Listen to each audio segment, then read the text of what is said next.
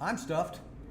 I'm stuffed to the rafters. And I'm ready for more racing, because that's what you hear going on behind us. Now it's time for the afternoon. Now here's the fun part. You remember when we told you this morning they were running clockwise. Today they're running anti-clockwise in the afternoon, and it's much hotter. It is much hotter, and you can see now on your screen, those cars on the right side of your screen, the top right, they're now going downhill on the portion that they were going uphill as the sun was coming up this morning. So there's going to be a completely different set of challenges. Rather than having to set up an uphill turn, hard turn to the left, now you're going to have to set up a slight uphill into a complete downhill turn to the right, which is going to make these drivers have to approach that completely differently. And I think this is actually one of the most complicated parts of the race. I like that they put this in the afternoons, because going anti-clockwise is more of a challenge. Now, you've had a chance to run the track. I did. I went out there, and they said that it was slow speed, but I was starting to get a little bit woozy. The G-forces, I was in a Mazda, which was the first time I'd ever been in there. It's really tight in there, small race car, really low to the ground. But going through there, I don't know how these guys are going to be able to get through it at speed. That just shows the level of respect that I have for the people that get behind the wheel of their race cars and try to put on a show for everybody involved and compete to score the best time. It was a lot of fun to watch. There's not as much elevation gain and loss as I thought there was. This hairpin turn that they're going downhill on now at that right-hander is the biggest grade that there is in the entire course, but regardless, the hard rights, the hard lefts, it's a lot of G-forces that these guys, and some of these guys are actually running their daily drivers out there too, so got to be a little bit careful with that. Now, how did you feel on the carousel? You had mentioned the carousel as one of the parts of concern for you on the course. How did that feel for you? Well, I was even starting to get a little impatient halfway through the corner. I was trying to hit the apex as I would as if I was at speed, and it just seemed like it did not end. It's just I kept cranking it, waiting for the end to see the light at the end of the tunnel, but there was nothing there. That's an interesting section of the racetrack too, because right before the carousel, you have another set of corners that you have to focus on exiting perfectly, immediately shifting gears in your head to set up that long, patient, winding carousel corner. And that's obviously why they call it the carousel, because you feel like you're going around and around forever. Yes. I was interested to see that. What kind of speed did you get on the course? What was about your top? Like I said, they said that it was slow. I think I got up to like 65, which, you guys go faster than that on the freeway, but in the tight, close quarters racetrack like this, it's not as wide as what it seems like on the stream that you're watching on your TV or on whatever screen you're watching on. It's tight, and on each set of the corners, there's only maybe 8 foot of racetrack that you can use if you want to be in the groove. You go inside of that or outside of that, you're in for a hurting. So it basically, as we're sitting here looking, it looks like it's like a 2-lane track, as if two cars could pass each other side by side. Yes. On a straightaway, that's probably true, but in the curve, that track gets narrow, is what I'm hearing you say. Yeah, 100%. I would have liked to seen these guys actually get some passing opportunities, but there's a lot of spots on this racetrack where you could pass given the opportunity to, but I wouldn't want to be behind the wheel of the car to be able to do it. No, then from what I understand, most of the side-by-side racing, and I'm just going to call it that because I don't know what else to call it, takes place on the Jefferson track here at the Summit Point Raceway, which is a great venue if you have an opportunity. You can catch a race up here sometime or come on up today. We've still got 4 hours of race action going on up here in Summit Point, West Virginia. It's a gorgeous day. You couldn't ask for better. Now, since some of you may have just joined us coming into this broadcast for the afternoon, it'd probably be a good idea if we kind of told them what we were doing. Yeah. All right. So we're here, of course, today with Rally4Vets 2023. It's one of the only races in the country that is run by veterans for veterans. The drivers you're seeing today are veterans and their families and loved ones. So we've got everything from experienced drivers on the track and novice drivers on the track, which have provided some pretty interesting moments both ways so far. But either way, it's a benefit for the support for the Disabled Veteran Empowerment Network, which is bringing you today's broadcast. The focus of the DVEN is this year, as it was last year, helping to prevent veterans suicide. Actually, let's just say helping veterans live better, because by the time they get to the point where they're thinking about suicide, something is obviously could have used a little help. So call DVEN. Not only would they help you with suicide counseling or prevention, but if you've got an issue as a veteran coming out and you need advocacy, please be sure to get in contact with these guys or another good veterans group that can help you get out. You were in service. I was, and something that I probably, you hear, when I got out of the military, I would hear all the horror stories about the VA and all the programs for veterans. But truthfully, they have been a blessing for me. They have done so many good things for me. They have so many resources. The issue is that you have to incentivize your own health for you. You have to take the initiative to go want to get better. And with programs like the DVEN, things like that, they have more resources out there than what you could even imagine. You could just go take a look. If you guys are feeling sad, if you guys are feeling lonely, anything like that, they will reach out a helping hand to you. Yep, and that's really the biggest and most important thing. When you were in service, you were part of a team. Well, you have a team now that you're a civilian as well, and that team includes folks from the DVEN and other wonderful veterans organizations. Don't be afraid to reach out and get the help. It's the only way to get through this crazy, crazy world. But that's not what we're here for today. We're here to talk about wheels and screeching and motors and racing. Racing. Yep. Absolutely. So let's go ahead and ask Trey, who's our genius behind the counter. Wave at everybody, Trey. Oh, look at that. He's so beautiful. He's going to bring up the track so we can give you the rules of the road right now. If we could have the rules explainer card. That way the folks who are just tuning in might be able to understand. Now we're running on the Shenandoah track today, and the drivers have already run their 6 to 8 laps clockwise in the morning. We're now in the second portion of our show where we're running those 6 to 8 laps counterclockwise in the PM. So their best lap score of their 6 to 8 in the morning and their best lap score of the afternoon are going to be combined together, and that's how we count who wins.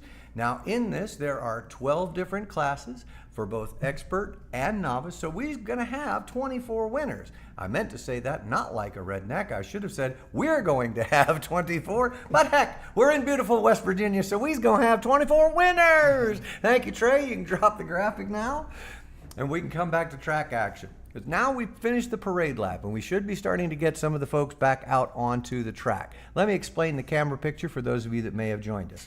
On the upper right-hand side is what we call camera one. It's located on probably the most interesting, most action-filled part of the racetrack, which is the hairpin turn and what I like to call the dipsy-do, but is actually properly called a loss of elevation or a gain of elevation, which provides a challenge for those cars as they're coming around. So if you're watching and you're looking for the action on the day, please check out camera one, the one on our top side.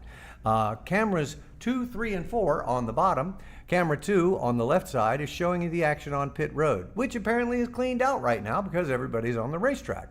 Camera 3, the one in the middle, is showing you the takeoff, or in this case, since we're in the afternoon portion, it'll be where they land. Now in the morning, this was tough because taking off from this position, you had a hard right turn into the sun. This time, they're going to be coming to the race finish by having to make a very rapid deceleration into a more than 90-degree left turn and a downhill. So finishing a race like that's got to be tough. Oh, 100%. And when you take off like that, when I was on the course, after you make that initial start, once you get the green flag or the good to go, you go and you make a downhill into a hard left. It's almost 180 degrees, and there is very little visibility when you're making that left-hand turn, and you also have the opportunity to either take the high line or the low line, whichever one you prefer. The high line. What do you mean by that? There's a section of the racetrack where there's a banking in the middle, and then you have a low line and then a high line. You can choose whichever line you want to take. On the high side, you're going to be able to hold on to a little bit more momentum. You don't have to turn. You don't have to crank those wheels as hard, and you're going to be able to carry a little bit more pace through the center of the corner.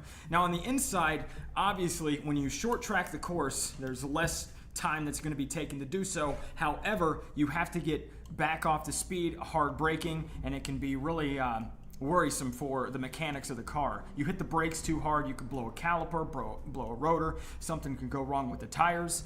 But just it's going to be fun to see how these guys, which line that they're going to want to take. Do you take the top? Do you take the bottom? Do you switch it up? Do you not like the bottom? And then after a couple laps, try the top side. It's you're going to have to get creative.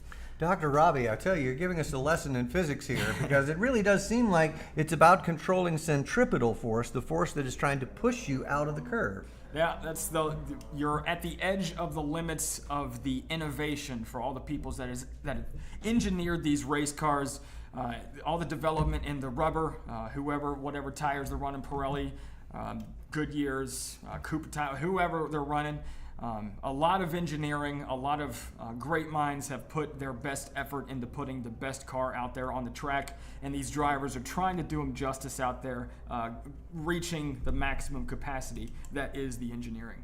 Now, you at home are probably wondering, because of course our camera angles are a little bit limited from where we are. We can show you the approach, we can show you the maximum action area, and we can show you their return. But what we're also going to be able to do is bring you a little bit of a special treat from time to time during the course of the afternoon. We're hoping that we'll either get his in-camera footage from when you ran your lap, or a driver who is even more bold and aggressive than you and is going to try and, well, like that guy, doing it at around 70 or 90. I mean, you hit 60 and we're feeling a little... I can't imagine trying to push it over 70. No, I was not feeling good. I really thought that I was going to be able to do some work out there, but I can't stress to you guys enough. The corner that you're seeing at the top right of your screen, it doesn't look like it, but when you're at the top setting up the corner for that right hill or that right-hander into that downhill, you cannot see the center of the corner. So you're blind going into it. You might be able to see the top, you might be able to see the outside of the corner, but the apex where you want to hit the track or hit the turn, you can't see it at all. So you're kind of just guessing going into that right-hander. Oh, God, and I can imagine that giving all kinds of trouble as you're trying to work with it. Right. Okay, so that's kind of what we've got going on here in the afternoon. We're constantly trying to adjust our cameras to make sure that we're getting it. Now, we'll have that in addition to the on-track footage, which we hope to have brought to us. We have a drone flying above the race field today. You might have seen that during the lunch break. We had some great drone footage brought to you, and we'll be bringing you more as the course of the day goes on. And of course, don't forget, if just because you see us getting past the action on the track, we've still got the results portion of our show coming at the end of the day. So let me just say, this is going to be an incredibly action-packed afternoon, and I can't wait to get more to it. Is there any particular portion that excites you more than anything about the afternoon? Well, maybe not the racing itself, but I was able to go down during the lunch break and talk to some of our competitors, and they were very excited to be able to come up here and give their perspective on things. They're looking forward to this later portion of the day just because they feel more confident in this configuration going backwards from what we've seen earlier in the day. And also they're excited about the temperature itself. Heating up on the racetrack, they're going to have a lot of rubber that's out there. So I'm excited. We have a couple people that are waiting to come upstairs, and we can do an interview with them whenever you're ready. Oh yeah, whenever you're ready, you can bring them on. I'm certainly happy. I will yield my chair and let them. So if you've got them and want to invite, I will cover for you while you go do so. All right. Meantime, thank you, Robbie. Meantime, I'd like to take a moment and remind you that what we do here at Rally4Vets is a charity, and we are asking for your participation. So one of the things that you'll have the opportunity to do is give. I'm going to ask Trey, our internet and magician, the guy in the booth, that wonderful guy that does our engineering, to bring up the opportunity for you to participate in today's program. And that's through donation. Of course, Rally4Vets is a 401(c) charity, and all of your donations are going directly to the beneficiaries.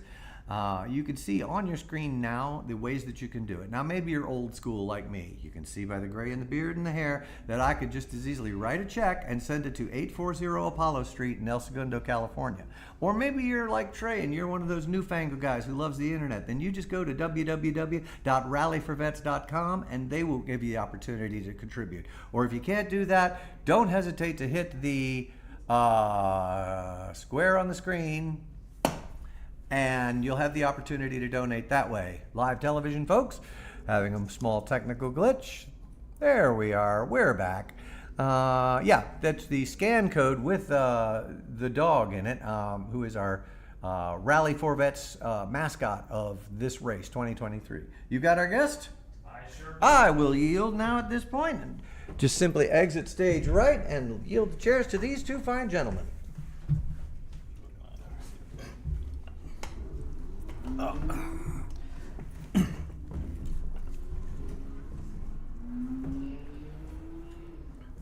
All right, I'm here with Axel, one of our competitors that was out there this morning, and he's in the batter's box to be going out again here in just a few moments.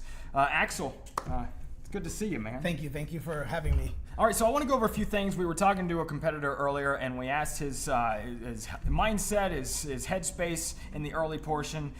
So for this configuration earlier in the day, was there any part of the track that you had the most problems with? What was the situation like out there for you? I think, first of all, thank you guys for putting this event together. First and foremost, this is awesome, and I'm happy to be a part of this. Secondly, to answer your question, the part of the track I think that's giving guys a lot of headaches in the early morning.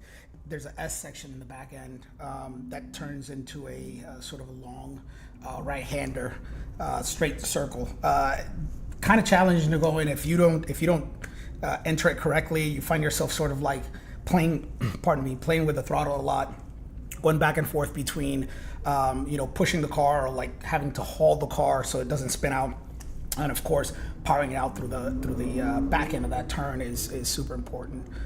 So it was a challenging but yet very, very fun. So now that we're changing it to the other direction, we're now going, I believe, counterclockwise now. What do you anticipate for you and your skill set and what car you're driving out there? How do you think that you're going to fare compared to what was out there earlier? It's a crapshoot. Fortunately for me, I have an all-wheel drive car, which sort of gives me that ability to push where other cars, whether it's rear-wheel drive or front-wheel drive, have to be a little more conservative. I'm able to push harder throughout. So I expect the only portion that I expect to be a little challenging, honestly, is the turn that we can see outside of the window. I know they obviously they can't see because I'm pointing that way, but it's in this case it would be turn number 3, I believe, coming back down. Yeah, we've been talking about it all day long. It's at the top right of your screen. You can see that car going to the left around now. Yeah, that's what we were talking about, the hairpin turn. Yeah. The reason why that's going to be a little more challenging is you're coming in fast down a medium straight, and then not only does it drop to the right, but it's a little off camber and it goes downward. So it's sort of a downhill that is a little longer in the inside that one would be accustomed to. So you have sort of like two very close apexes that you have to sort of hit at the same time. So it's going to be tricky. I'm going to see how I can pull out of there and maintain speed, which is the main thing. So I did the parade lap, or I did the lap under the lunch break, and actually the turn you're talking about right here, I went through it and I could not see the center of the corner. Like I don't know if it's just me. I don't know what to look for because I'm not a racer myself. But you see that little bit of elevation gain into a deep drop. How creative can you get with that? Like, does it mess up the entry for you? Is there anything that you're going to have to change because you can't see that corner? It's for me, anytime that I go out on track to do what we call recce runs, or basically to do a reconnaissance lap, if you will, I try to mark, make mental notes of where those entries and apexes are. Now, like you stated with this one, it's a little bit tricky because it feels like there's no center to it. The reality is that there's two apexes. Right. But they're fairly close, so it just looks like it sort of flattens out a bit, and then it goes back around, and then it tightens.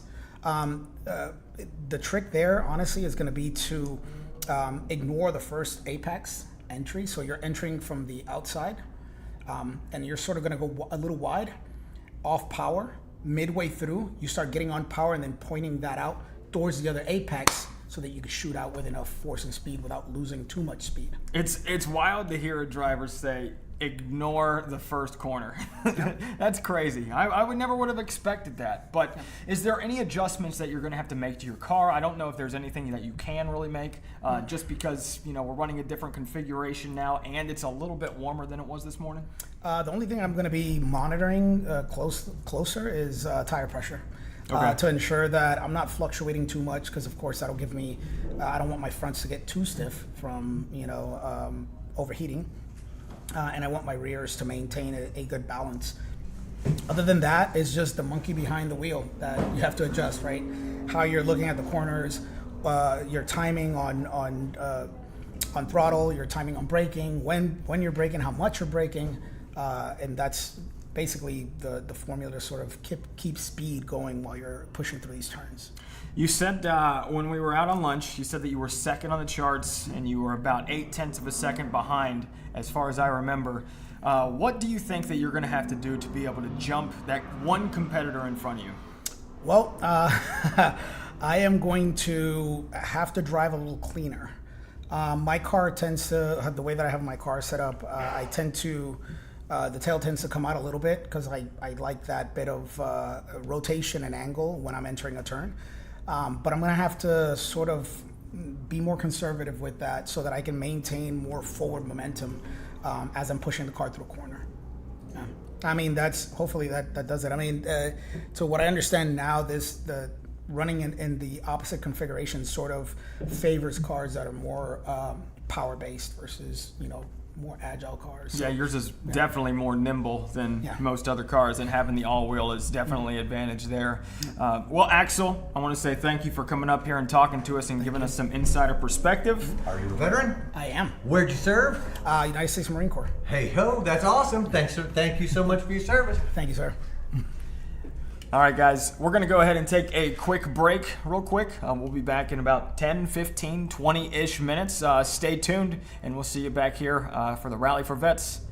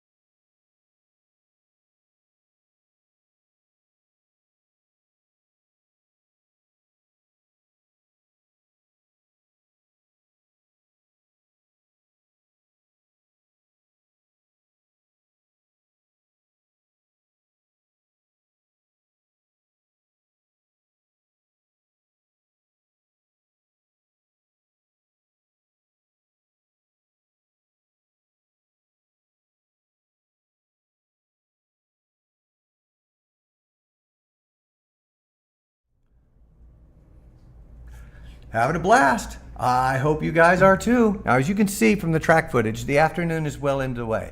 And actually, we had anticipated having a couple of guests here for you by now. But Robbie's just been out the track. What are they doing? Yeah, I was out there looking for somebody, and they're getting ready to do the turnover here. So we have Group 1 that you've been watching for about the past hour and a half. They're about to complete their last laps, and then we're going to be doing the changing of the guard. The next group is going to be going out. So once we get those drivers off the racetrack, we're going to have a fresh perspective on what these guys and girls are dealing with out there on the racetrack. So in the next few minutes, as soon as we get the changeover, we'll bring over somebody to perform an interview. Yep, and I'm hoping we can get some of the officials from the Disabled Veterans Empowerment Network, but as you can imagine, being the boss of a race like this keeps a man a little busy, so cross your fingers and we'll get him back here as quick as we can. Meantime, relax, kick back, and enjoy the sights and sounds of the race.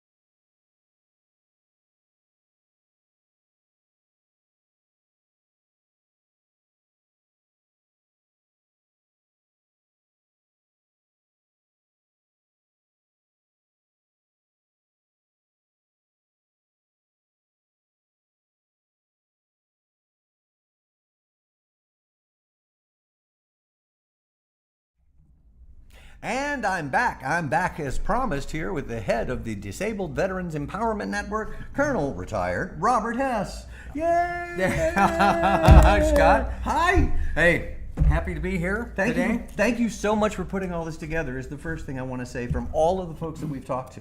Because when we're out there talking to them or they're up here talking to the folks at home, all they want to say to us is thank you, thank you, thank you so much. We really appreciate the opportunity. And especially to do this work. You know, we've been highlighting the fact that DVEN has been working with suicide prevention, but also to help in the other aspects of life before it gets that bad. Would you care to talk a little bit about what you do? Yeah, I will. First of all, let me echo. just sorry guys. It's live television. Just got off the track and I'm still a little sweaty. So my personal thanks to all the staff, okay, because you know, they look at me and say, "Hey, you put on a great show." I didn't put on anything. It's all the volunteers. It's you guys here in the broadcast booth. You know, Monique, everybody down there in the ground, and so that's what makes it happen. And sponsors like OG Racing, you know, Radial Tire, Navy Federal Credit Union that are here today, Just Driven. Who helped us, they were kind of the general contractor on tricking out that C6 Corvette. And one of the things that we've actually heard from more than one veteran who's come up here is that this is great because if you're in service, you feel like you're a part of a team, you have a mission, you know what you're all about. And then you get dropped into civilian life and it's like there's a U-sized hole because nobody ever requests anything of you. And then to have an opportunity to both come out and serve and have fun while they're racing, their eyes light right up. And of course it's a team effort. Thank you for highlighting that. But to find a place that they could be part of a team using their own special abilities, in this case, knowledge of auto or even passion about auto racing, has been awesome. Yep. So the interesting thing about this is it is the only inter-service automobile competition on the face of this planet. Yes. So nowhere else, okay? I mean, drivers can go and race in SCCA and they can race in NASA, they can race with PCA, but this is the only place they get to race as part of a service team. So if a veteran or an active duty or even a family member, you know, if they're Army, they get to race for the Army team, and Navy team and Air Force, and yes, everyone out there in the world, we even have a Space Force, and 2 Space Force drivers are here competing today. And we're just hoping they don't launch themselves from, you know, the track. But, you know, tongue in cheek, you know, the Space Force is out there, and it's going to be more important going forward. But anyway, circling back, you know, this is a great opportunity for veterans to get back into kind of teamwork, you know, and have that camaraderie. Now, this is the second year you've been running it here at Summit Point. Third year. Yeah, with the second year for us as a broadcast team. So I'm sorry, I'm late to the party. No. But it's grown exponentially. We had 70 participants this year. Last year we had 32. So we doubled. Phew. So this is it's really exciting. We're this well, Rally4Vets is just about to grow, but you know, because of what we're doing, this focus on veteran suicide, we have probably 6 pretty A-list Hollywood celebrities that have come on board, like what we're doing, and have done little PSA clips for us, and we're going to be releasing them over the next few months. No, it's going to be a public relations coup. And you're welcome. My Hollywood A-list video will be up too, I promise. Yeah. So Scott, I mean, can this help me get my SAG card? Absolutely. Absolutely. We do have to develop a routine, though, I'm sorry to say. We're kind of an Abbott and Costello. I think it's best if we stick to racing, don't you? Yeah, probably. So we saw you out there in the Corvette this time. Yep. How was the track? Yeah, the track is fun. I've driven a bunch of tracks. This little bit of Summit Point is very fun because it's short, it's twisty, and it's all about technique and even how you've adjusted the pressure in your tires. Robbie was commenting when he did the parade lap that, at first he started off and he's like, this is a really nice raceway, big and wide. And then as his speed increased, man, did that track get smaller and smaller. Do you find much difference between running the DVEN Miata or the now the DVEN Corvette? Yeah, so of course our Miata that we take, we have an NA Miata, guys, and and by the way, both of these cars, when we bring them to the track, they are available to sponsors and donors Awesome. to drive and get an experience on the track. And so they're both these cars are now set up, with race seats. We've adjusted the suspension so it has that real race car feel. And as a matter of fact, the reason we chose the C6 for our second car was because the Corvette is America's sports car. And what better car to support America's veteran community than America's sports car? Well, as a guy named Ford, I might have something to say about that, but we'll go with the Yeah. thesis for a moment. Oh well, they had that GT40. Yeah, and we Okay. saw a Camaro out there running today earlier, and I was like noticing the difference between the Camaro and the Corvette is the Camaro is not as loose in the caboose as it coming around the tight turns. Well, yeah, so that's what you do to your caboose, because both of those cars have a lot of torque. So our C6, it's a 2007, but it still has 400 horsepower, 400 foot-pounds of torque. So if you put your little foot in it, at the wrong time, you're going to get some spin. But going back to the Camaro is not known as America's sports car. No. And after they did a little whoop-ass on Ferrari back in the 60s, the Ford GT40, it was campaigned for a while by some other, I don't know what they call it, but other train, not factory. And, so it went along, but it never really was a car that the average person could buy. Not unless you're in the South. Not Then unless in you're which in the case, South. there's Camaros aplenty. We're not trying to disparage Camaro drivers or the Camaro line, but let's face it, Chevy's flagship sports car has always been the Corvette, and it's such a symbol of America and everything you do. How did you even come into racing? Oh, how did I come into racing? Oh, that's funny. That was 1969 when I was stationed in Fulda, Germany. I was a young Army captain, and I wasn't married. That's when I bought my first Porsche. Bought a Porsche 911, and they had a local event, and in Fulda. And so I went out and drove it on the course. It was actually much smaller than this, but it was kind of interesting. But in those days, and still in Germany, and many parts of the Autobahn had no speed limit. So the moment you put your wheels on the Autobahn, you were In a race. But as a note, our C6 2000, Corvettes have now gone to the C7 and the new C8 mid-engine Corvette, which is literally a supercar. It competes with Lambo and all those other guys. And Chevrolet executives, if you're listening to this, we could take a C8 on loan, for $1 a year and put our stickers on and do some work for veteran suicide prevention with that car. Because we're absolutely certain that General Motors and the entire Chevy family is behind veterans and veteran support. So if you have an opportunity, get in touch with Mr. Hess at the Disabled Veterans Empowerment Network and give him that C8. Yeah. We'd love it. Yeah, and besides, I'd look good in it. Yes. Well, let's be honest. You look good in almost everything. That's not true, but I know I'd look good in that car. I'm sure you would. So we're going to help out. I'll remind Chevy out all afternoon that they need to get us a C8 engine. So Hashtag C8. Hashtag C8. I like it. We'll start a trend. Any plans for next year for this race? Yeah, so we're already working on our date. We will be back. This is a great venue. It's right outside of Washington, D.C. There's a whole lot of military and veterans in this area. One thing we are working on, and if somebody is on the left coast, we're working on in 2024 creating an event at the Thermal Club in Palm Springs. Now the nice Thermal address. Club, everyone should go look. This is a very nice private racetrack just on the outskirts of Palm Springs. I've driven. You probably remember we had a GT40 replica. Yep. And Pirelli had one of their experience events out at Thermal Race Club, and it was great. And one of the reasons we have the C6 Corvette is we found out that the replica was a little hard to keep running.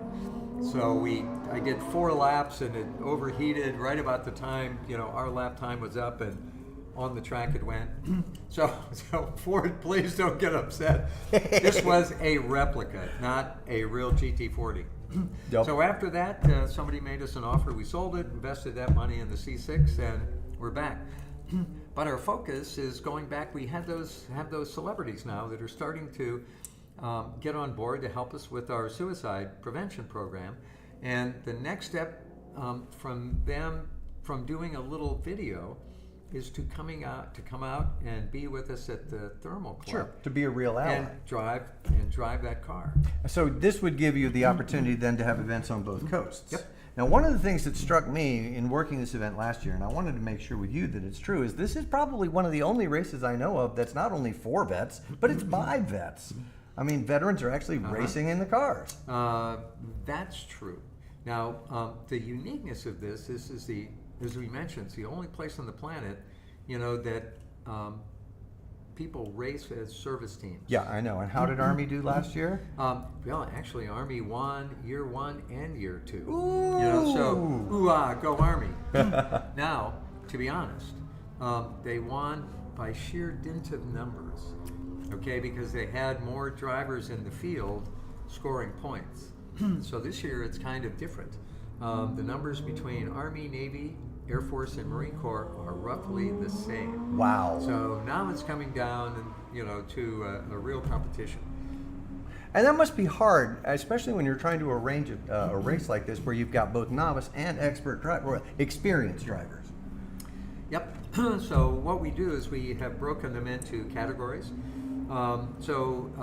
We actually have 9 categories of cars.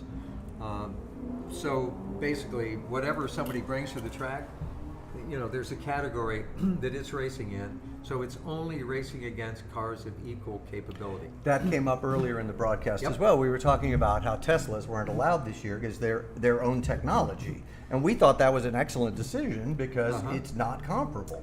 Well, I believe the real issue is safety, okay? Because all the tracks know how to put out a gasoline and oil fire.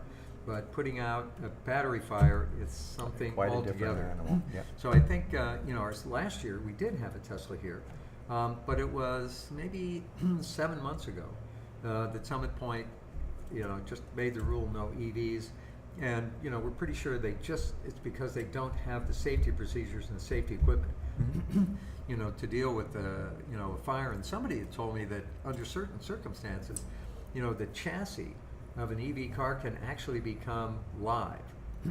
So someone coming up couldn't really touch, the chassis. The car, yeah. So I don't know whether that's true. Somebody just told me it's giving me pause. Well, it's a new technology, and with new technologies come new challenges. Yep. And the wonderful thing about this race is it's preserving something that in 20 years may be gone. With the arrival of e-technology and stuff like that, internal combustion engines racing, and particularly in fine automobiles like these, may become either one, just a rarity, or just be gone altogether. Yep. So, again, you're preserving something that's been so important in both your past and my past and so many folks in the audience. And it's not just men, guys. We've got so many women racing. How did you get this many women racers? Okay, so thank you for raising that one, Scott. We don't have enough women racing. I think we have like 3, okay? And it's like, ladies, come on. I mean, we have women driving in, NASCAR. Gosh, I don't know. I should know. There's got to be a lady driving an F1, but they're in the military. They're flying transport aircraft, attack helicopters. They're flying F-18s, F-16s. So ladies, come on out and show all these.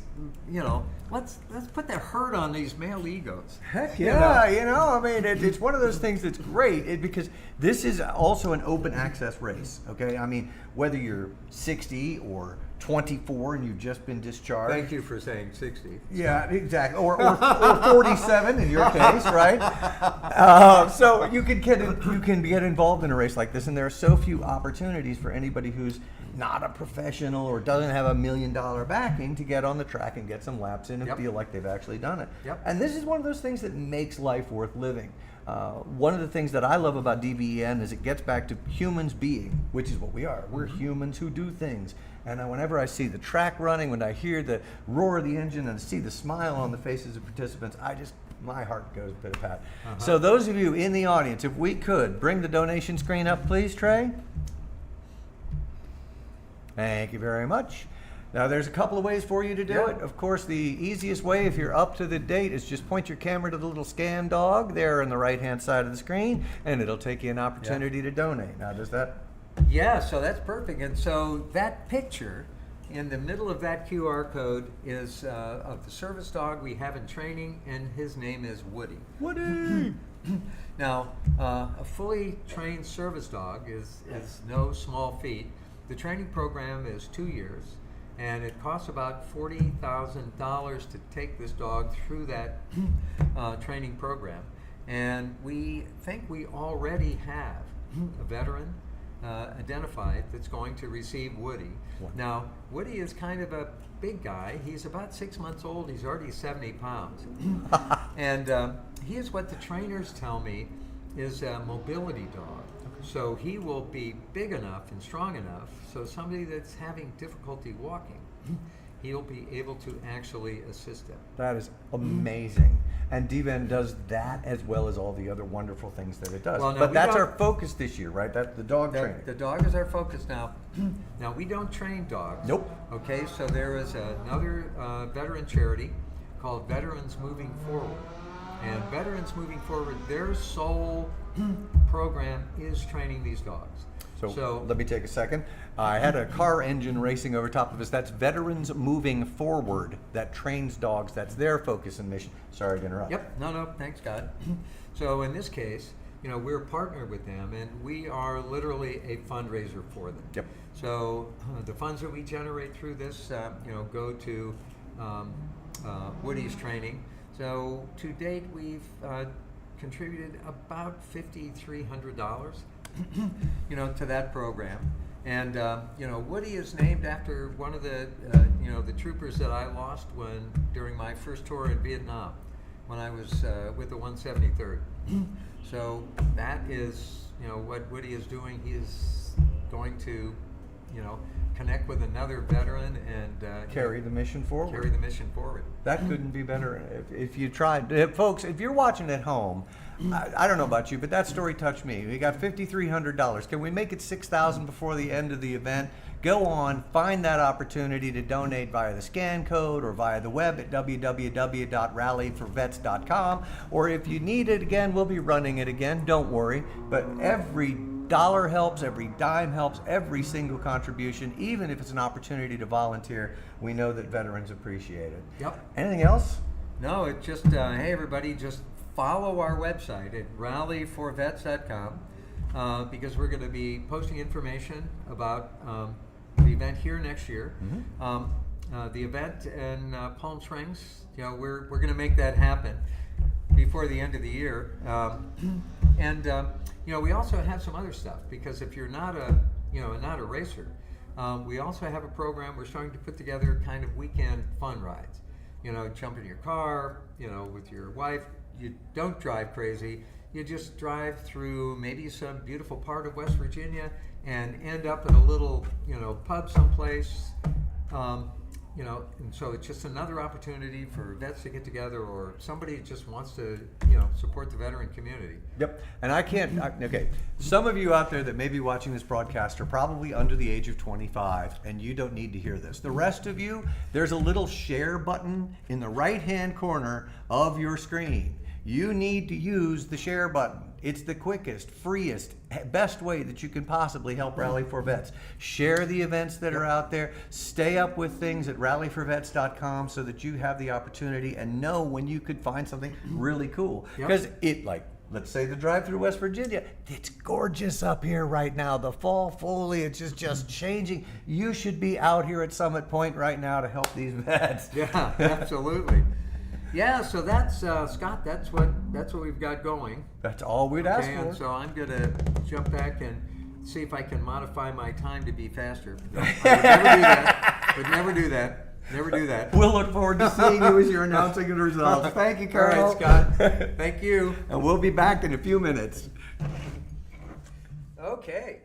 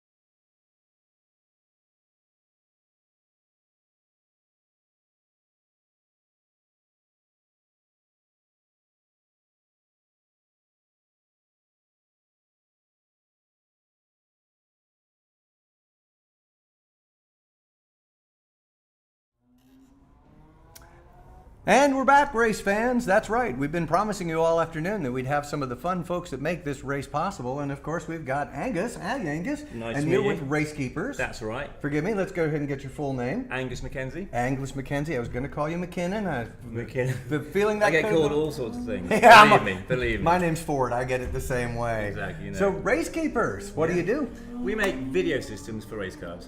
Basically, if you want to go faster and capture everything you're doing in a race car and use it, not just have a video, but have video and data and all the good stuff that goes with it, we make a system for you for any level of racing. So we've probably included a clip of you in our opening stream where we have the opening of the show. Excellent. You'll notice, if I'm guessing, but seeing this right, Yeah. if you're watching it, it's an in-car camera shot, and you'll be able to see the speedometer and the tachometer, as well as a number of other important and vital readings to the car. Today I've got this little guy. This is the Road Keeper. So this is a tiny little device that's kind of so massively functional, it's not true. So this little guy has got 2 video cameras. So we've got a camera looking at you in the car. It'll mount on the dash, looking at you. Camera looking at the front. Nice wide angle 1080p HD cameras. Also in here we've got a GPS and we've got accelerometers. So all you've got to do to install this is you stick it to the screen, plug in power, and it's set up so it will just record Wow. and make you look great. And this is the kind of thing that if, like, for example, we've been noticing today, and this is a race against time, so there's Yeah. no way to really judge whether or not you're doing anything unless you have this kind of data. Exactly. It's such a short little lap here. Effectively, you get in, you look at your 3 laps you've done. You can use our software to overlay those laps, compare them side by side, look at the best run you've had, look at the second best run, it's a 10 slower. Why was that? In our software, we've got a little line, a delta line, that will show you the differences, and you can zoom in on that exact spot where you lost time on the slower run. So for the non-race fans in our audience, for example, we were talking about the straightaway curve out here. We've been calling it the Dipsy Doodle. It's a hard curve. It's got a loss of elevation or a rise in elevation. And there's 2 ways of attacking. You can take the high line or you can take the low line. Yeah. You know, if you're having one of these and you've done one of each, you can make that evaluation. Exactly, And yeah, thus yeah. save 0.2 of a second. Exactly. You can see on the track map, which is drawn from the GPS in here, you'll get a driver line effectively, and you can overlay those 2 separate lines, see which was the quickest. You can zoom in and create segments, so you can look at just that one turn and see the fast one and the slow one, and see your entry speed, your exit speed of just that one little segment. My God, it's like having a racing coach in your own car. Exactly, that's been the aim always. So I used to work for a company, Pi Research, made very high-tech systems for F1, for champ cars, for Indy cars. You need a data engineer basically to take the data from the car, interpret it, and tell the driver what it all means.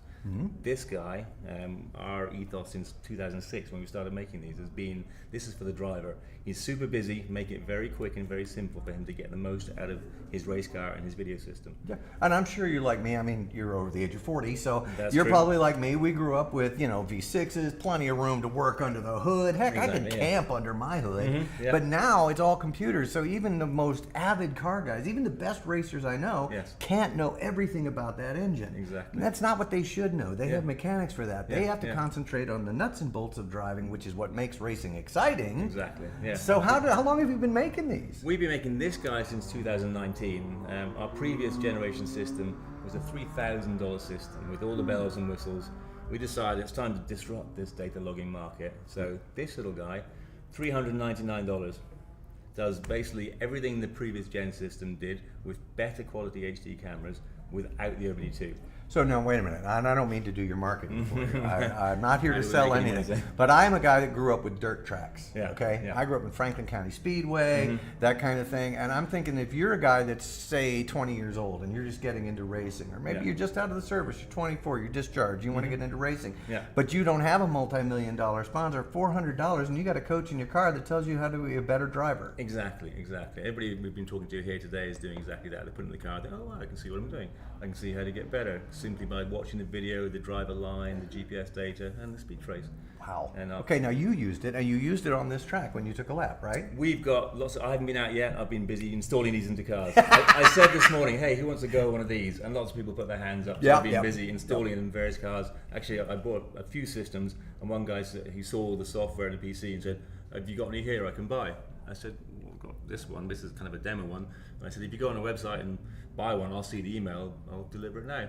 like 2 minutes later, bing, he bought one. So I was able to deliver that, install it for him, and he's out there right now, enjoying it. You gotta love an economy that works. Exactly. And while we are indeed doing a charity event, while we are indeed trying to raise event for the Disabled Veterans Empowerment Network, we do have the opportunity to spotlight emerging companies that are making a difference as we're going along into this modern world.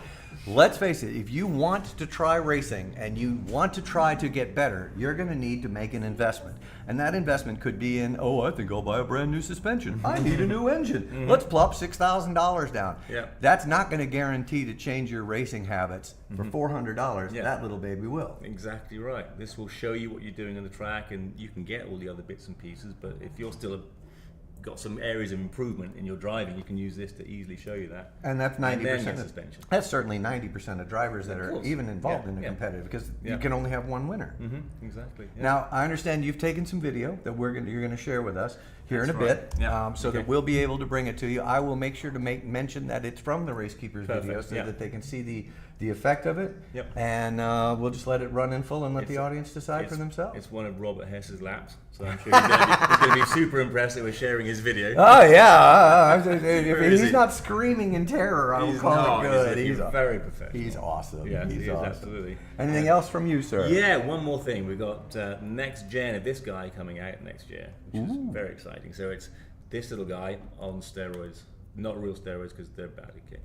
So it's basically going to be this with OBD2 connectivity. So you can plug it into your engine ECU, pick up a bunch of data, so you can see what your engine's doing, see your throttle position, see your temperatures, pressures. Now you're marrying both the race car driver and the mechanic. Exactly, So yeah. that the race car driver gets some of the knowledge of the mechanic. You can see what his engine's doing as well, see if he's over revving it, see speed and engine speed going into a turn, seeing when he's not on 100% throttle, all that kind of extra stuff. And when do you expect this to come out? Spring next year. I'm running prototypes in my little car downstairs right now, and everybody says, "I want to buy it now." Actually, Robert said, "Can I have one now?" I said, "It's not ready yet." So then you only have to do me one thing, which Yeah. is promise to come back next year and show us the thing when it comes out. I'd love to. Meantime, folks, if you still need it, $400 is an incredible price point. Don't forget you can pick up one of these now and start improving your driving. You may find that you don't need the engine data, and this may do the baby for you now. Take it while the getting's good, because that's an incredible thing. I Yeah. can't believe you've invented that.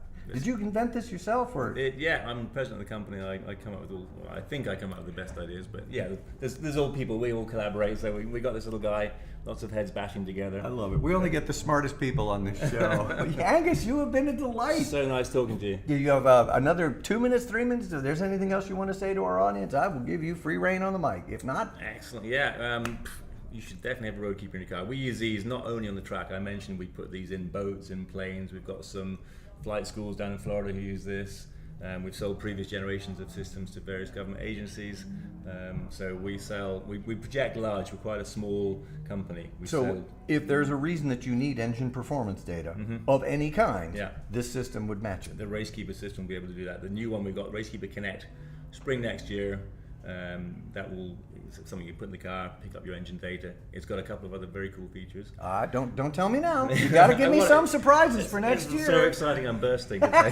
If you sell next year's, I'll they'll tell wait you. and they won't I buy know, this you're right, year's. yeah. I know. You should have this in your car right now. Thank you so much, Thanks so Angus. much for your time. What a delight. We'll bring you more folks from the racing action. Don't forget, Race Keepers, $400. If you need data tracking in your car, it's probably one of the best things you can get. We'll be back in just a few minutes with another interview and more fun and exciting race action.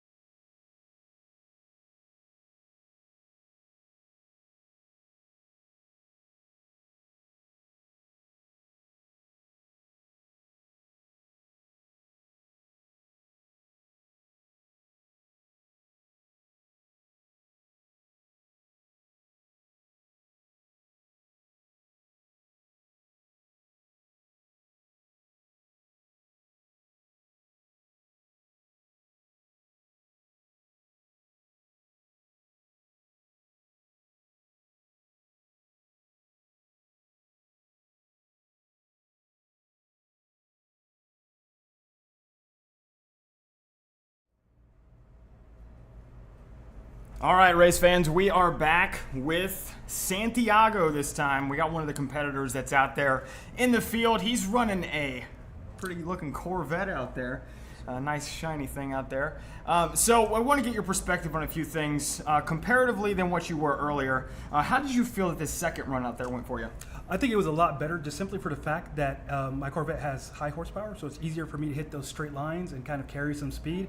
The other way was a little bit more technical, so I had to keep it a little bit slower, so I think I had a little bit more fun the second go round. Do you think that you progressed, got a little bit better on the counter circuit this time around? Do you think that you cornered better, or do you think that your straight lines are just your bread and butter, so that's what you really leaned into? No, I think I did both. I actually did a couple of ride-alongs with other competitors that are much better at this than I am, and they were giving me inputs and advice on which lines to take, when to step on the brakes, and what kind of speed to carry through the corners. And doing that, just obviously I'm not great, and I took a good 5 seconds off from my first run to my last run. Wow. That's the biggest margin I think I've heard out of anybody that said 5 seconds. 5 full seconds. Wow. So what did you notice in track conditions wise? It's a little bit warmer than it was in the very beginning of the day. It was cool in the morning. The sun has been out pretty much all day long. Did you notice any more, like less grip out there? Was there any tire rubber buildup? Was there marbles out there? What did you notice out there? I noticed a little bit more marbling out there, so Okay. it was a little slick in some spots, but also my tires were a lot more sticky because of the Okay. heat, which is good. So it kind of increased my traction as long as I kept away from those dirty spots on the track. How long did it take for you mentally to get comfortable with the reconfiguration, the course change, going in the complete opposite direction? Honestly, it was pretty quick, just Was because it? for the simple fact that we did use the course just the opposite direction, so I kind of remembered where everything was. I just had to tell myself, okay, now it's reverse. So instead of, that triple apex that you have here is like, okay, that's towards the end, is like that's towards the beginning or middle, so it makes me easier for me to kind of figure out what I'm going to do there, and then if I mess it up like I usually do, I have some time to make up on it on the back end. What challenges did you face having the course flipped? I think I was so accustomed to the first time I'm through, I was able to pick my lines and I knew exactly what lines I wanted to hit. But Yep. going the opposite direction, I was like, I don't know what these lines are because everything's backwards. So I can't take the same line I was taking going the opposite direction. Did you have any moments that were uncomfortable for you? Did you get any wheel lock, tire spin, anything like that? Did you get really loose through the corners? Not really in the corners, but actually coming out of corner number 1 on this reverse path, because of the horsepower I have, if I step on it in first or second, I just roast the tires. And the announcer or the starter actually said, he's like, it's funny, when you stepped on it, he's like, you smoked your tires for like 20 meters. So spinning ain't winning, as we all know. So, Well, either way, whether the times reflected or not, which one, the morning or just a few moments ago, which one did you feel like you performed better? I think this last session was my best, just because I'm a little bit more comfortable in the car. I had a little bit more time in the car. This is the first time really on a track like this. I usually do stuff like COTA, or I go down to VIR, and I do the Texas 2K, so I do a lot of straight line speed, big tracks for high horsepower. So this is a lot more technical, and I think just learning how my car reacts on these technical sections really helped me out. Did you get off course at all? I did not. You No. did not, so you kept it on the road. I did. That's good. That definitely helps with the time. Since we have you, this is a team event. Would you? What branch of service are you representing? I'm representing the Army. Would you mind telling the people at home that are watching what you did in the military, and if you have any friends, family, anybody that you would like to shout out? Sure. I was Special Operations my entire career, Army Ranger and Green Beret, and then I went SMU, Special Missions Unit. After I got out, medically retired, unfortunately, just due to combat injuries. And I would like to say hello to my lovely wife, Maddie. All right. Santiago, thank you very much for coming in here. We're going to go ahead and take another quick break real quick. We have a couple more drivers that are going to come in here and give their perspective. Rally4Vets, keep watching. We'll be back in just a moment.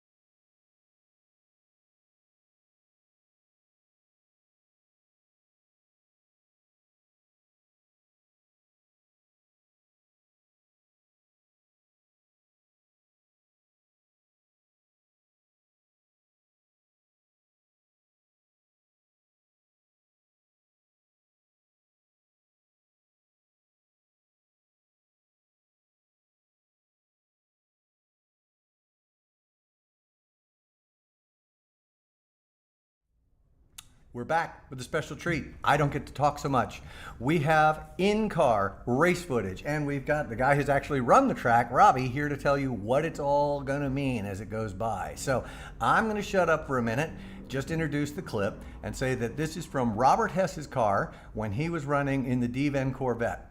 So, Trey, whenever you're ready, let's cue up the footage. Robbie will come. All right, so as you can see here on your screen, look at that hard right-hander on that uphill. This is from getting the green flag. Right now, waiting on the stewards to let that engine get revved up here. You can see the track map on the bottom left of your screen. Keep your eye on the scoring delta as well. You can see what the splits are, what the lap times are going to be running. And more importantly, keep an eye on that speedometer in the middle of your screen. You can see the captain, the colonel in the right-hand bottom corner, fires off, sent back into his seat, uphill, blind corner to a hard right.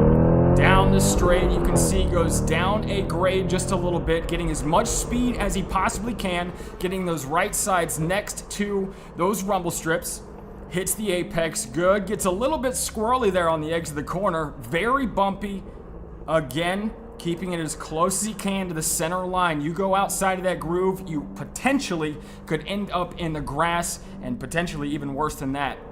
You can see the patch marks on the racetrack. Every time you go over that, you get a little bit light. Now downhill, long portion, hard brake, hard brake, hard brake. Take a right, wind through there, patient on the throttle. Off, hits it immediately, can't wait, sets up for the next corner. Left side, you see that dirt on the racetrack. It gets really slick there as well. Look at how hard down, uphill, now head downhill as well. Gaining momentum, can't get back onto the throttle until you're all the way balanced. Now we have a straightaway to the right.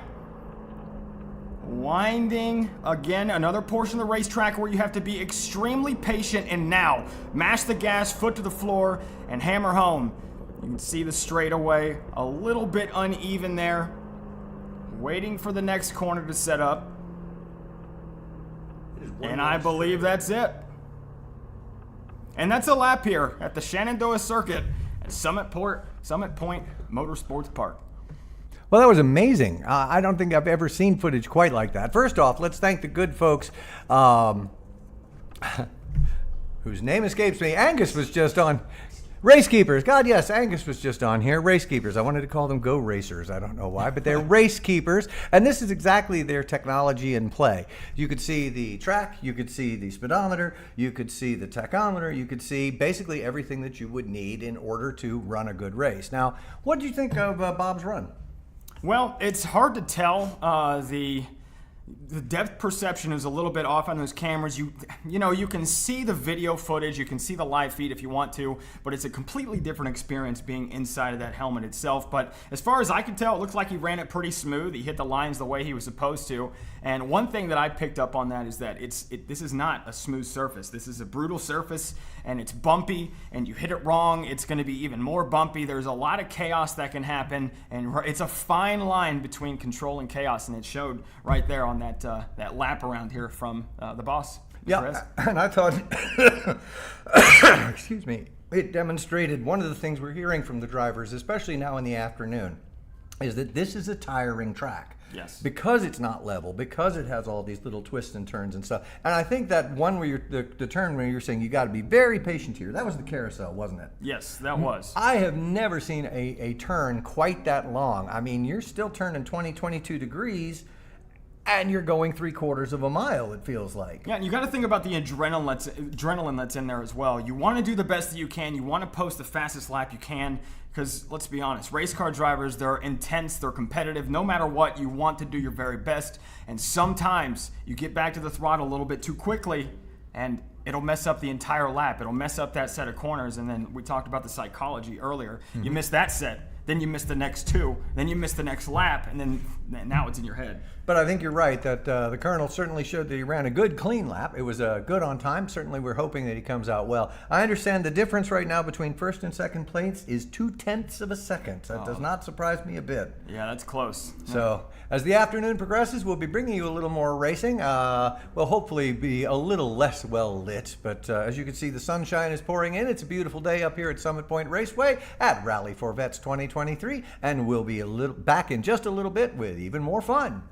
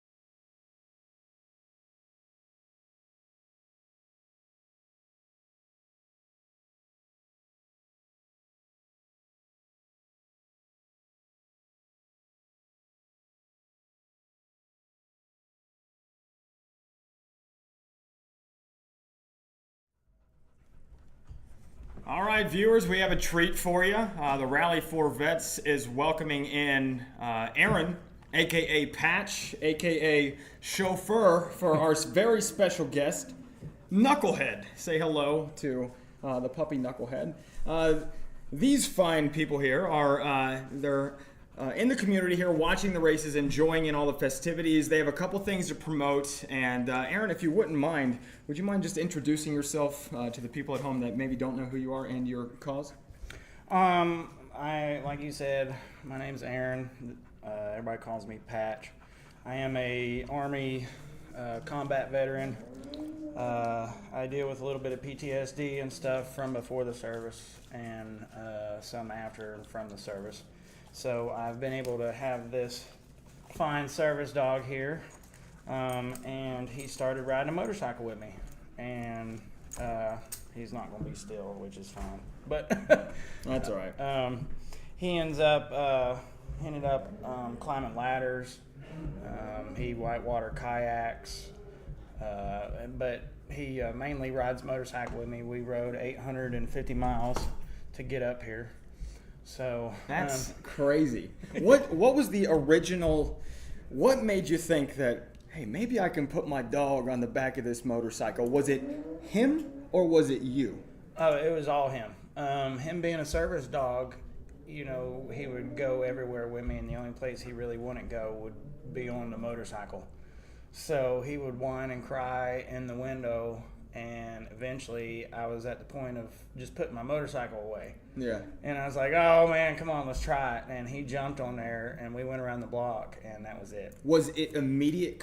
Was he comfortable immediately, or has he ever tried to like jump off or anything like that? Nope. Never. We started in the woods, going slow. I'd see deer and squirrel and stuff, and I'd go even slower, and I'd get him razzed up, just try to see if he'd jump out of the box. He never would. No reaction to other animals. And that would, well, no, he'd sit there and whine. Yeah. He does this little, I want to go play. Yeah. But he's never jumped out. I mean, going slow. And then that's how we ended up graduating from a dirt bike to a bigger bike. Yeah. So you mentioned that you are a veteran that struggles or deals with post-traumatic stress. How long have you had Mr. Knuckles? I've had him right at 3 years now. 3 years? Mm-hmm. Have you ever had a service dog in the past? Yes. You have? I had a guy before him, Rex Athelius. What a name. Yeah, well, it was really General Rex Athelius Maximus Dean. And he was a hoss, but we called him Rex. Yeah, that's probably for the best, yeah. And actually, that dog would climb ladders too. Never got him on the bike, though? No. Never gonna take him whitewater raft him or anything like No. that? Get him on a skateboard or anything? No. No? He would just climb ladders. I don't know what it is. I guess because, I do a lot of stuff on ladders, building homes. They just want to be with you. And I was like him. I turned around one day, and he's at the top looking at me. Well, I just want to ask, because I'm a veteran myself. I have my own struggles. I've never reached out to a service animal. But how has it helped you recover, if that's what you want to call? How has your service animal helped you get better, or at least cope with what kind of struggles you may have? Well, I started recognizing my issues were getting worse over time, I guess you could say. Like, I don't know, everything, I guess, compounded over time. So before, I could kind of deal with crowds and never really realized how I was dealing with crowds, and it wasn't in a healthy manner. And now with Knucklehead, I'm able to, well, now I have to be in crowds, especially since he's kind of made it popular. And getting out of the house, he knows when I'm isolating. He's actually pulled me out of an extreme depressive, suicidal state at one point. I mean, it was literally at that point, and he was jumping on me, just. How do you think he knows? I guess because he's with me 24/7. Yeah. How old is he? He just turned 3. Just turned 3. And so you've had him since a pup. 6 weeks old, I believe. 6 weeks old. I believe he was around 6 weeks old. A lady was broke down on the side of the road, and I helped her, and she pulled a crate of puppies out of the back. Oh, okay. And it was like, oh no. I didn't realize that was a thing. So basically, Yeah, had I him as a trained him puppy. myself. Okay, that's what I was about to ask you. So for maybe people that are watching at home that didn't know that, you can take a dog. Does it have to be a specific dog? Because you don't see too many that are. No, and that's the thing is really you can take any dog and turn them into a service dog. We're working with a lady down in Georgia who has a program called Shelter Dogs for Veterans. And that's what she does is she actually takes shelter dogs and turns them into service animals for dogs. So are you, and I don't want to say this is the right word, but an advocate for, like, are you a liaison? Do you help people get hooked up with it, or are you just a representative of the? Oh yeah, I mean that's exactly what we're trying to do. Yeah. I mean again, this is all accidental. Yeah. I mean, from him wanting to ride the motorcycle was accidental. And then people were like, you really got him on the bike? And I was Yeah. like, yeah. And they're like, I'd like to see that. So I pulled a flip phone out, and just started filming it. And then, people, it just one thing led to another. And we caught some pretty gnarly wrecks, on camera, and him climbing ladders and stuff. It just kind of blew up one thing to another. And, since we have that microphone now, what we're wanting to do with it is point people back towards services. I mean, that's the whole reason we got hooked up with Rally4Vets. We were up riding the tail of the dragon, filming, just racing around, and, here comes these cool cars, and, Yeah.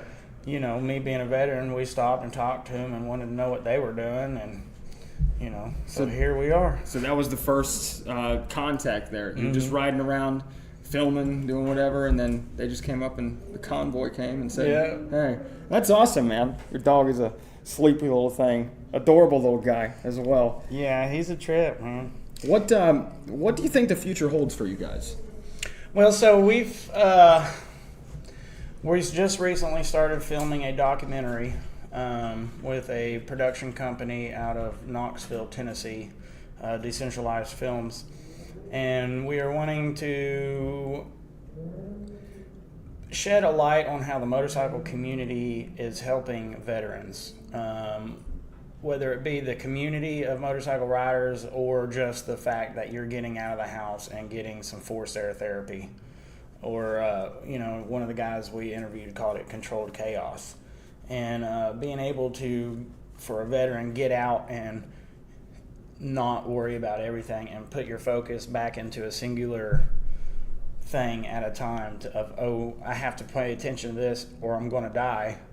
It gets your mind out of everything else, and it gives us some traction relief for a little while. So yeah, we're getting that documentary going. We've started filming 360 above his motorcycle, and we've been putting that in the virtual reality goggles. Oh, that'd be cool. So it's pretty wild. The one that we have in there now, we're actually racing a Goldwing up a mountain, and they got two people on it, and I mean we're just ripping it. That's awesome. And so we want to take that virtual reality footage into like the cancer units to the kids who might not ever get to ride a motorcycle. Right. And they could put it on and like watch this and like ride the motorcycle with a dog, and then while you're not riding you get to pet them. Yeah. And just love on them, and we got some children's books coming out. We just finally got hooked up with a good illustrator out of Nashville area. I think she's south of Nashville, but our lawyer helped us out with her. So we're hoping to have some children's books coming out. And the beauty about those children's books is, like, if you look at Clifford, the big red dog, I mean, it's just a big red dog that sees stuff. Yeah. We're actually putting some character traits and stuff into the books, Yeah. so they actually learn something out of it. And, I think they come up with an idea of, like, a map and doing little stickers so they can have some geography and stuff. Oh, okay. Yeah, that's an awesome idea. Yeah. Going back just a tad, I want to ask if you have any sort of advice, because there are people out there that are struggling, that might not know which way is up, there's no direction for them. You being a veteran, you've went through what you went through before the military and during, and more than likely after as well. Is there anything that you could recommend to anybody that would maybe get them out of this funk that they're in, or what has helped you along the way? Yeah, I mean, I shot my eye out, if you can't see, Patch. Yeah, okay, Yeah. that makes sense. with a nail gun 8 years ago, and that was well after my service. And I got addicted to fentanyl. And I almost died from that. And that was pretty rough going. But I got hooked up with a program called Celebrate Recovery. And it's a Christ-based 12-step program. They've got some good stuff. They've got a welcome home program. But really, any 12-step program or group that you can get in and you can find somebody else that you can talk to and reach out to. I know veterans really don't want to find anybody to talk to and don't want to talk to anybody. But for me, just finding somebody else that's been in the same stuff and has been down the same path, that's what really helped me. So. Well, I'm sure that there's a lot of people out there that are going to appreciate that because, I mean, sobriety is huge and a lot of veterans deal with the issue. Yeah, and I mean, that was my thing is isolating. So. Yeah, you get bored, and you got to fill that space with something. So, well, I don't want to keep you too long. While we have you, is there anybody you want to shout out if you have a website, social media that you want to promote to where people can find you? Yeah, our website or all of our social media is just Knuckleheaded Adventures or knuckleheadadventures.com. Shout out to all our fans. I mean, we've probably got the best fans in the world. I mean, we can't go anywhere without somebody recognizing us now. That's awesome. And that's what really keeps us going. So we love you guys for sure. That's awesome. Aaron, thank you very much for coming on, buddy. Yes, sir. Thanks for having us. Yeah, and to everybody that's watching at home, don't forget to go check out Knucklehead Adventures. Knuckleheaded Adventures on Instagram. Facebook, YouTube, TikTok. Yeah. His name's Knucklehead, but together we're Knuckleheaded. Knucklehead, there you go. All right, ladies and gents, we're going to take a brief intermission. Track action is complete, I do believe. So next we're going to be going down and getting to see who actually scored the fastest lap. Go Army. Go Army.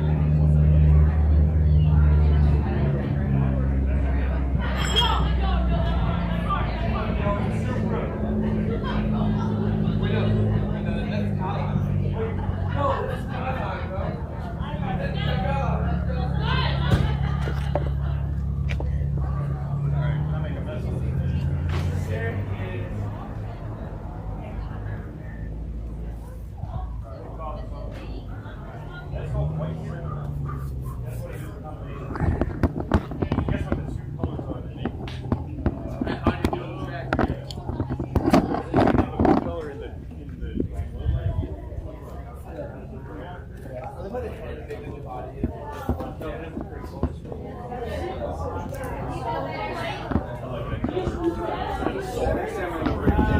got one like 4 weeks, 5 weeks old.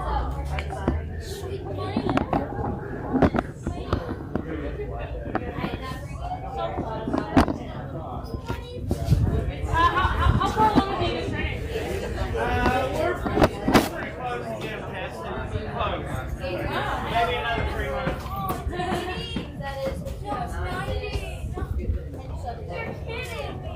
W out there. On the skip pad?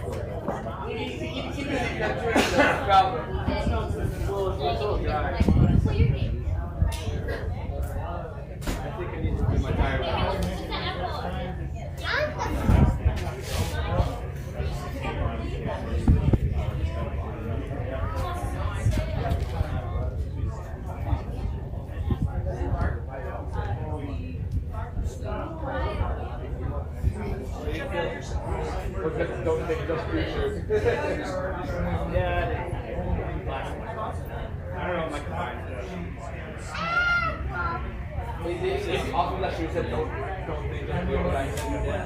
Quote counters. If it's a what? Don't think your work. Don't think just do it. Yeah, the second movie. Second move, that is the correct one. It was.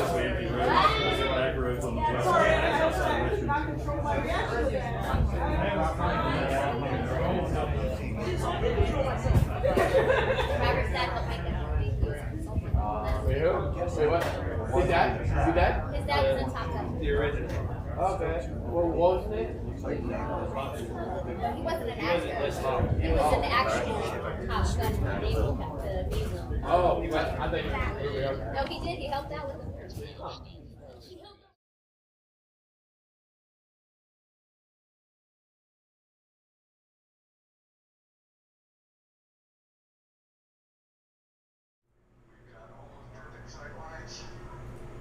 Alright, and then camera on the track, that's going to be standard, standing still, not moving. Alright, and then camera 4 will be moving around. Actually, I'd like them both where they are. I think I'm just going to leave them where they are. Okay, yeah, that works. Shooting over top of people's heads, and only if I see that the one shooting here in darkness, which I believe we call camera 4, camera 2. Waving my hand in front of it now. That's 4. 4, okay. 4 is the only one, just because of people, they stand up, they're going to be in my headshot. Yeah. So then I'll take it mobiles. Okay. Keep it on the stick. Alright, I'm going to get audio from 2 then. And then, yeah, we'll just run, the 4-way split we've been doing. If you need me to do something different, just text me. I'm on silent. You can text me without having any kind of ring. Yep. I'll still see it. Yeah, text me when they are, like, starting, because we're going to announce it in on stream. And then, yeah. Good deal. Good deal.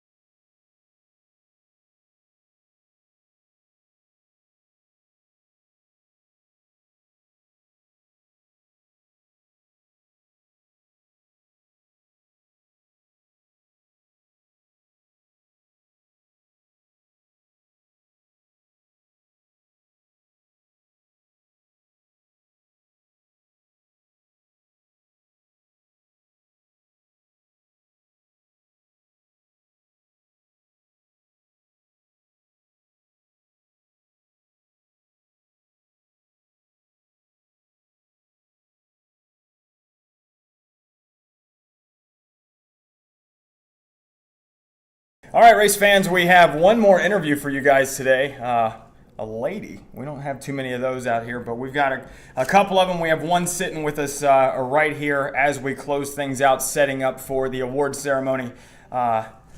This is Stephanie Bish. Bish. Like, Stephanie please. Bish. Okay, I wanted to let you say it rather than myself and get it wrong. Stephanie, where are you from? I'm originally from Chicago, Illinois, but Chicago. I'm down here in Petersburg for work. Petersburg for work. What branch of the service were you representing? I am United States Army. So you were actual... I am. You am I in the am. Army. Okay. What do you do in the Army? I'm a transportation officer. Transportation. Okay. So is that motor T or like... Wheels. If it moves, I move it. Wheels. Okay. Where are you at right now? I'm at Fort Lee, Greg Adams right now, and then I will PCS in November to somewhere else. Okay. All right. Sounds good. And you were in the event today. You turned some laps out there. What'd you think overall of the infrastructure? Was this your first time here? No, I've been on Shenny for an HPDE event, and so we ran the entire track, and so I've done that. So doing it in half the track and then doing it in half the track backwards was a different experience. Well, let me ask you about that. First off, in the morning, you had going in one direction. Did you have any challenges that caused you any fits? Were you better or were you worse than what you thought you were going to be? Significantly worse. The track was cold, it was warm, there was no heat in the tires, you couldn't get pressure, so especially Army being the first out, had we had like this flip-flop lap, so we could have gotten a little heat and it would have made the tire, the tire's just a little bit more sticky. Right. Nice. Do you think that you would have been any better if you would have went later on in the run? Correct, yes. You think you would have been significantly better? Had we flopped, Yes. had Army go first and then the Marine, or A group and then B group, and Yes. then flopped and then had B group and then A group, Yes. that would have been a lot better, yes. Okay, so out on track itself, did you have any challenge areas? Were you better in one section than you thought you were going to be? Were you worse in sections that you thought you were going to be good in? The track had changed since I had been here, and there a large mud puddle had developed right when you come out of turn 4. There's a chicane, a climbing chicane, and then there's that blind left-hander. Yep. Then there's that large mud puddle there now, and there's a large hole. So normally I'm paint to paint, and so I paint to paint, and then hole, and so the whole car was very unhappy. And How did you handle the blind corners? I just know it's there. You just know just it's send there. it in there. Just stuff the car. Muscle memory, huh? Now, if we move it over to the afternoon, the portion that we just ran, were you better then than you were in the morning? Significantly. What do you think it was about the track that changed? It was in the proper direction. It was in the proper direction. It was the direction, so when we normally run it here with HPD for the DCSCCA, we're normally in the normal direction. So you're coming off that big straight, you're going down, I know exactly where the apex is on the first turn, and then I know where I need to be mid-track, paint to paint, know where the points are, and then doing it in reverse just made it significantly harder. So having that that mindset, the knowledge base of where your braking points are, where the apex is, where you have to be on the entry and the exits, and how much throttle you can give it, knowing that, did it mess you up running it in the wrong direction, It was significantly? Taxing. It was taxing. So because I didn't know the braking points and only having 2 glory laps in the beginning to kind of figure out where my line is, and then so you kind of figure out where the line is, and then there's no heat in the and there's no heat in the track. So you're like, okay, I can normally trail brake right here, and you couldn't. You had to full dab, grab, and pray you can stuff it in that corner. Interesting. That's something I didn't. You think about. Actually, let me ask you this real quick. Mm-hmm.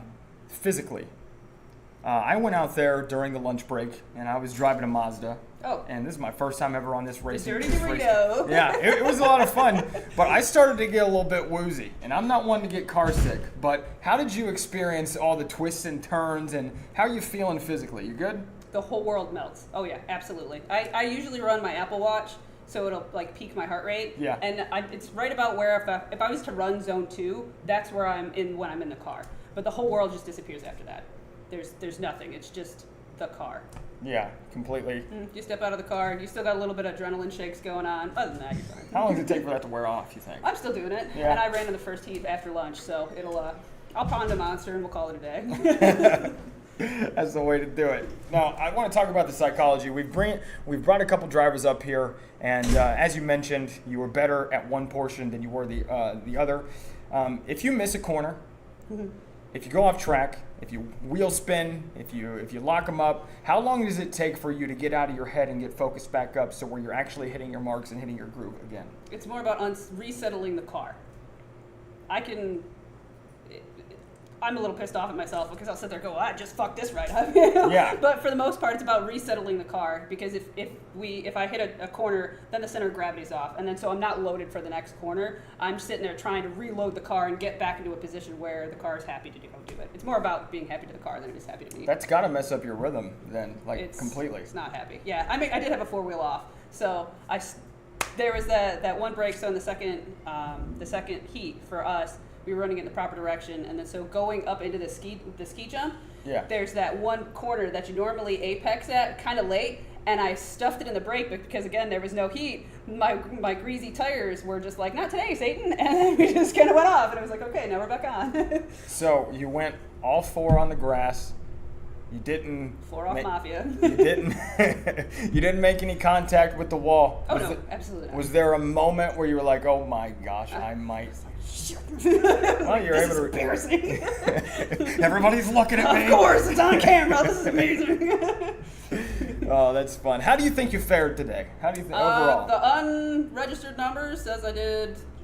I placed, I podiumed, so that was pretty cool. I was 3rd in my class, which wasn't too bad. I can't hate it. I normally run HPD, so we don't do like a time trial thing, and so actually having tangible results is really nice. If you had to give yourself a grade, are you satisfied with today? I could have done better. I was running at about 6 or 7 tenths. I could have pushed it a little harder, but given track surfaces, I couldn't push it harder. Like I could push it harder, couldn't push it harder because of the environment.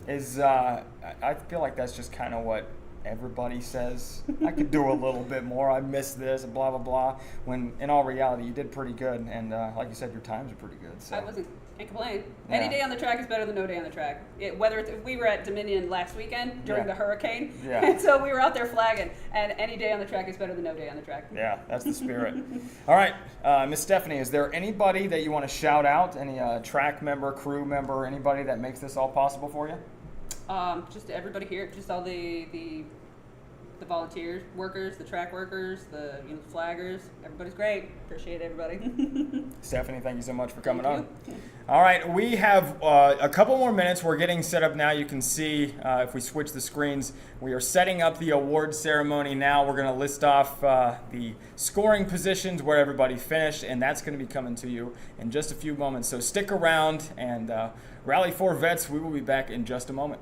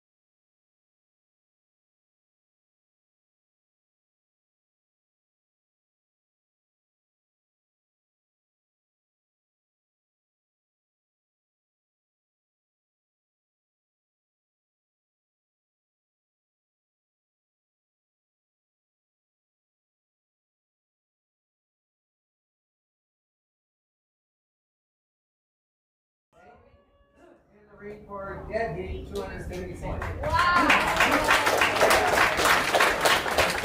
So that's a round of applause for everybody afloat. Yeah, so then third place, Army, 230 points. So good for us, but not good enough. We're not going back on that trophy again this year. And let's see, okay, we have two remaining services, Coast Guard and Space Force. Space Force, you know, and then fourth beat Coast Guard. So let's hear it for our newest service, Space Force. Here we go.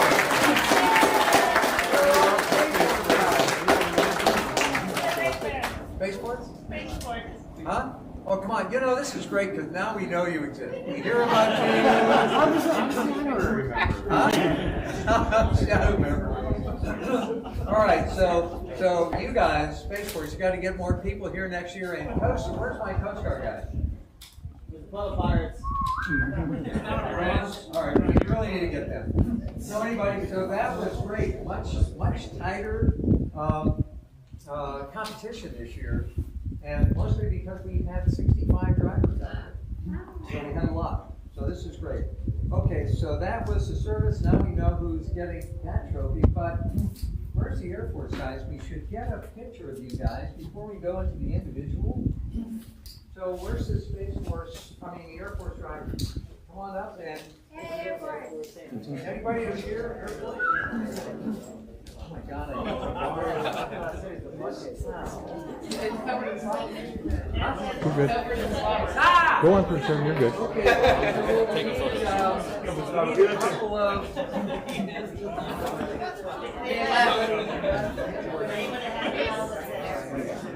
anybody have a non-flowered on towel?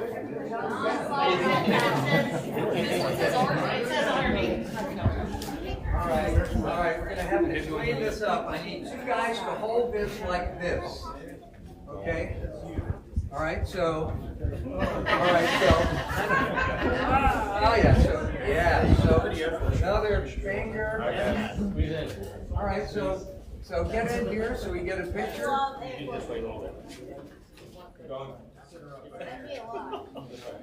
You can tell the Air Force guys, right? Try and get an information what happens. If they're not up in the air, nothing is going to happen. Huh?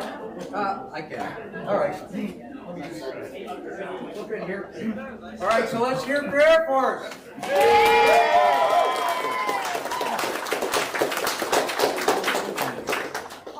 Fantastic.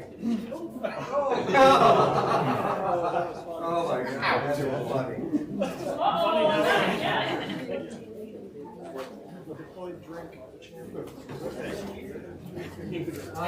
see. Okay, so let's get down to individual awards. So, Nick, Tony, anybody around here?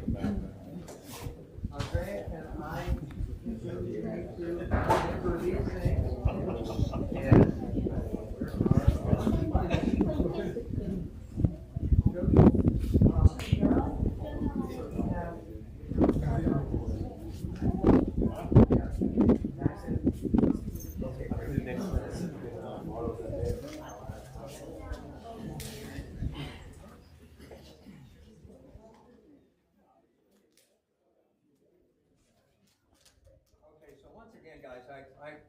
I know this takes a long time, and I really appreciate you hanging in there.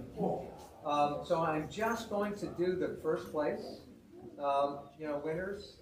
We had second and third place, and through fifth in some categories. But I'm just going to read the first place winners, and we'll be posting on the website, the full score. So I'm going to do nominees first, and if I butcher your name, please excuse me. So, in SA1, Alexander Marbuck.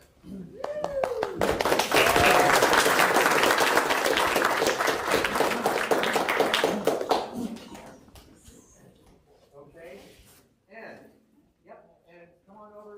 We're going to get a photo. Very good. Thank you, Dave. Congratulations. Never want to see a picture of you on social media without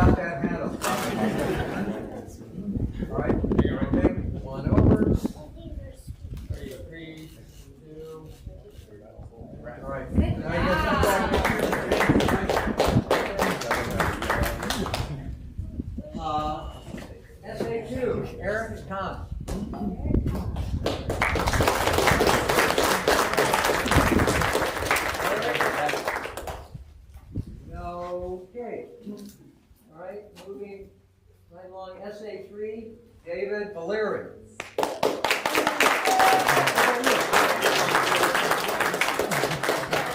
Who do you talk to? Huh? Who do you talk to? Unless you add up the time. No, so, yeah, the answer is no time.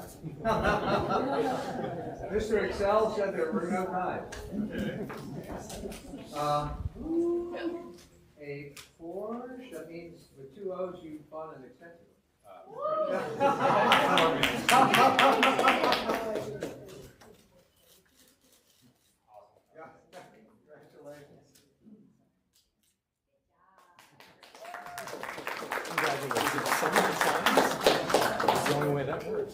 Okay, SF1, Kevin Spratt.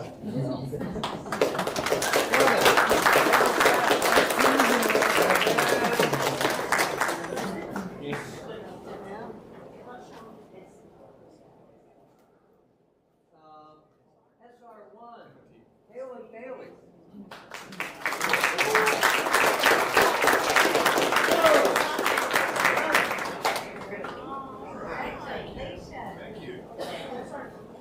Now, you know this is the only place that you can become a top dog. Yeah. It's right here.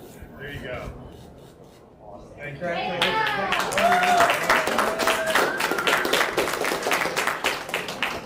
SR2, Nathaniel Laird. Where are you?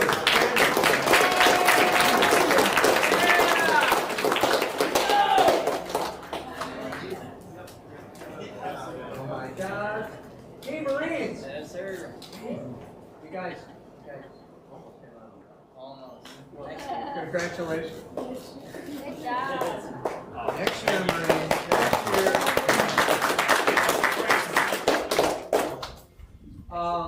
CA2, Eduardo Castaneda. Have I got it right? You got it right, sir.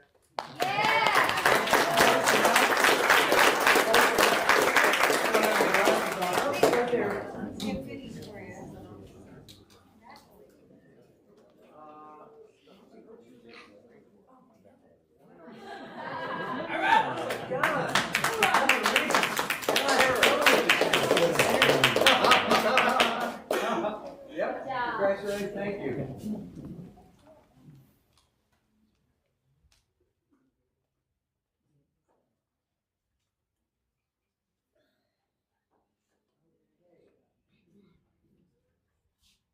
Where's Danny? Danny Powell. Danny. No. Somehow we got you into now. No, I shouldn't be. I don't know how we did this, but I know that is wrong. But, so we're going to put you in the holding pattern. You're going to write down until I figure out what this is. See, he's cheating. So, This is all right.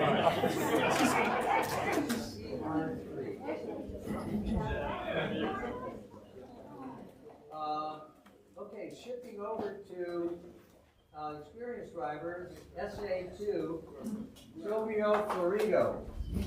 Where's Silvio?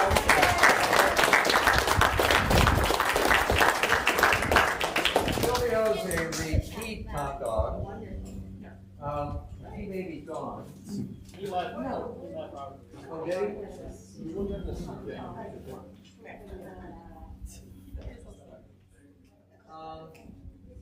Okay, SA3, Neil Ahmed. Neil Ahmed.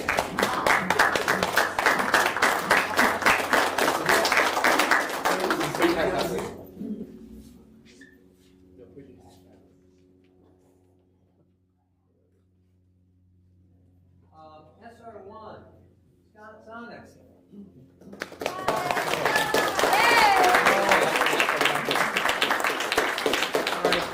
So you're one of those guilty parties that brought home the trophy for the Air Force.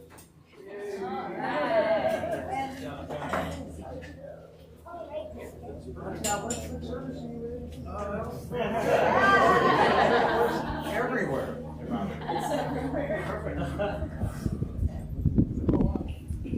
All right. Congratulations. Thank you. Yeah, I see. Sheriff's Department, you know where to go, right? Uh-huh. Thank you. Thank you. SR2, Michael Paviter.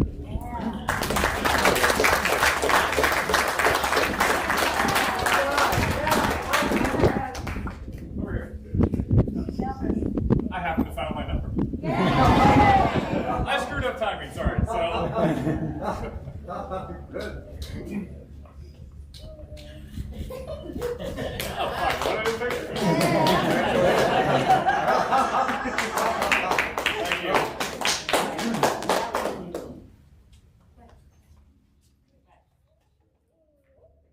SR3, yours truly. The magic of running the score sheet. No, just kidding. I think there's only one other person. Okay, CA2, Brett Williams.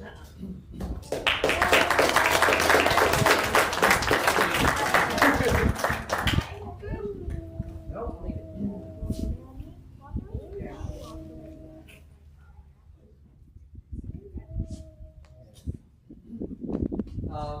CF1.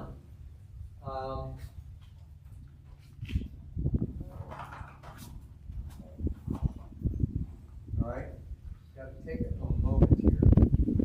Put on my glasses. Get back into Mr. Excel.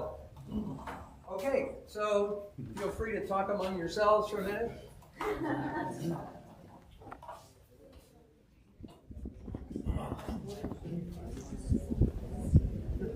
All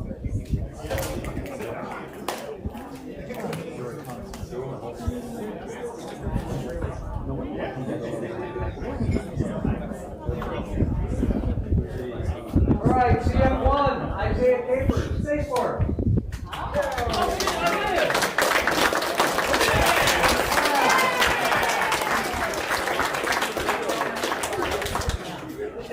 Aren't you a repeat offender from last year? Can I plead a fifth? Come on, come on. What are you medal at? Hold on, I gotta take it out. Yeah, homie. Didn't take it. All right, there we go.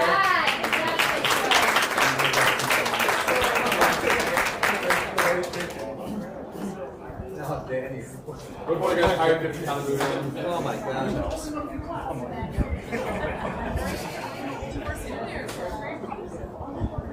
I defined that when they get there. I want to get rid of it.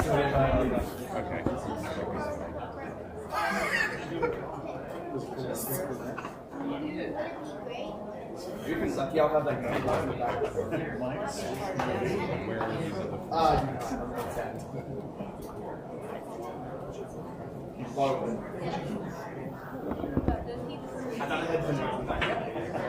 Okay, Danny. 53, you are the winner in CR3 experience. Danny. Yep. You're official. Yep, you're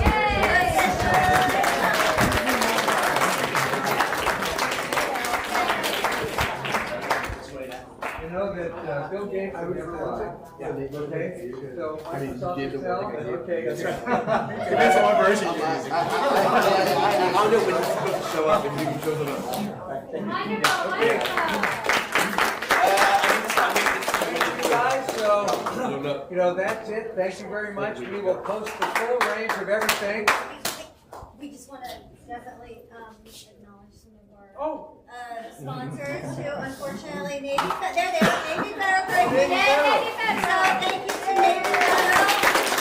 If you guys don't pay Navy Federal Credit Union, I'll say USAA does not pay the dividends that Navy Federal Credit does. So hey, otherwise, Woody, Veterans Moving Forward. We've got Woody over here. We've got service stuff. I know you too well. So this is Woody. Everybody, you participated today. You have a direct impact on this dog.